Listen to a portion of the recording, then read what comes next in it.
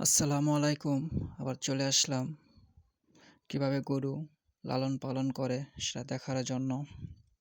দেখেন কত সুন্দর করে গলি তৈরি করে কত সুন্দর একটা পরিবেশে গরু লালন পালন করতেছে। আসলে গরু যত পরিবেশ সুন্দর থাকবে, অত গরু সুস্থ থাকবে, রোগ জীবাণু আক্রমণ করতে পারবে না। একটা লাইক দিয়ে ভিডিওটা দেখতে থাকুন। আরও ভালো ভালো গরুর ভিডিও দেখতে চাইলে আমার চ্যানেলটা সাবস্ক্রাইব করে পাশে থাকবেন।